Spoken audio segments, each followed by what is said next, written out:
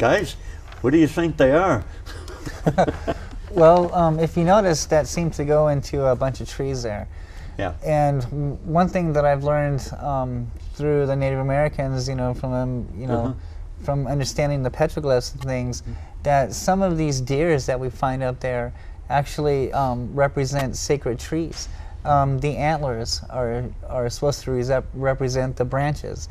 And I've learned through the Native Americans and through my own personal observation that these things do come in and out of certain types of trees. It sounds bizarre, but in fact, that's what we just witnessed there. This thing came out of the sky, cruised through the trees, and then vanished into the trees. You think it's like an type of earth spirit or something? That's right. It's like this is what the Hohokam say, that they're spirits of the earth and sky. Yeah. How about you? The way that the interpretation made to us is that the literal meaning, if you take Zuni, is that they go by the air.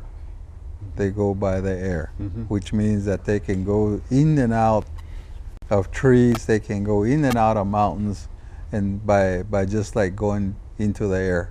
And this is why a lot of times that when you see certain animals, they'll be disappearing just immediately type.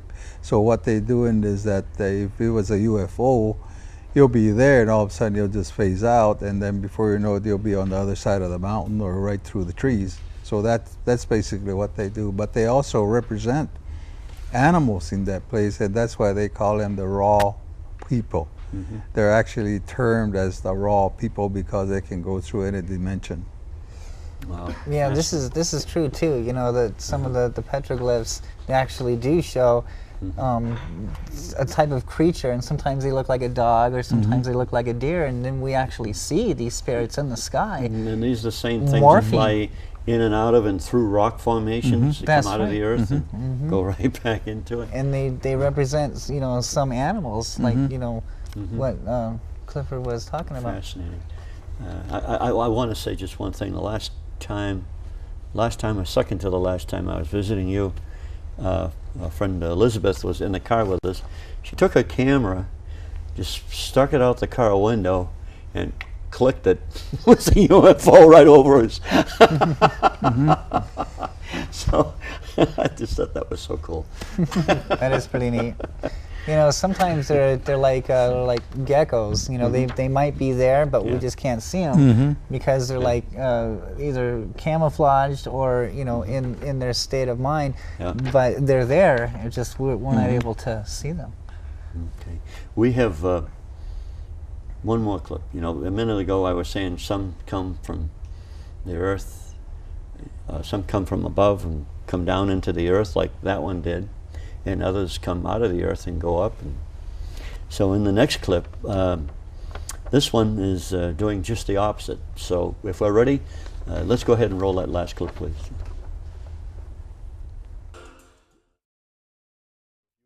You just missed the 5:35 departure to Zeta Reticuli. I don't know what that thing was, but it sure was beautiful. Okay, Jeff, let's talk a little bit about, you've got a website, www.petroglyphsinthesky, and I wonder if the guys in the control room could possibly bring the website up so we could get a good look at it. It's a very active website, perhaps while we're talking here. And you have I know your contact's already been brought up.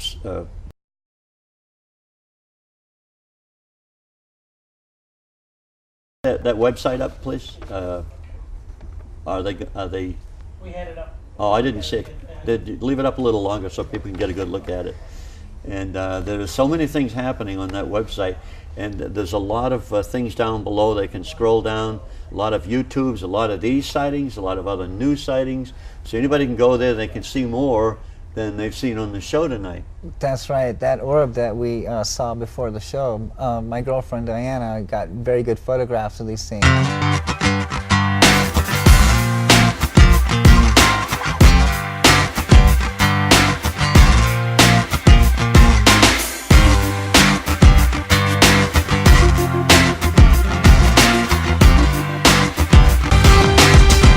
I think that was a good omen for tonight's show, seeing a real sighting as we're all coming into the show. Well, you were the first one to see it. Yeah, we were coming to the show, and there it was. You know, we watched it for 5 minutes, and finally, you know, we were waiting for you. Oh, Jim, you got to see this. You got to see this. You know, you showed up, and you witnessed it too.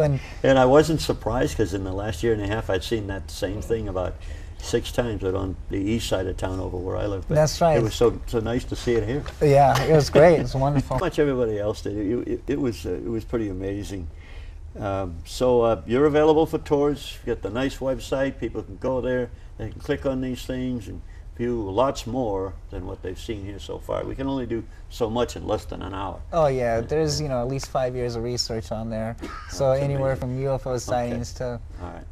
And Clifford, what about you? You're doing tours at the Zuni Pueblo, the Zuni Indian Reservation? The Zuni Reservation, it doesn't make any difference what time of the year because most of the petroglyphs are within a driving distance from the village. Yeah. So there's no problem. Okay, and your phone number's on the screen. It was just on the, oh, there it is. They can contact you there if anybody's interested.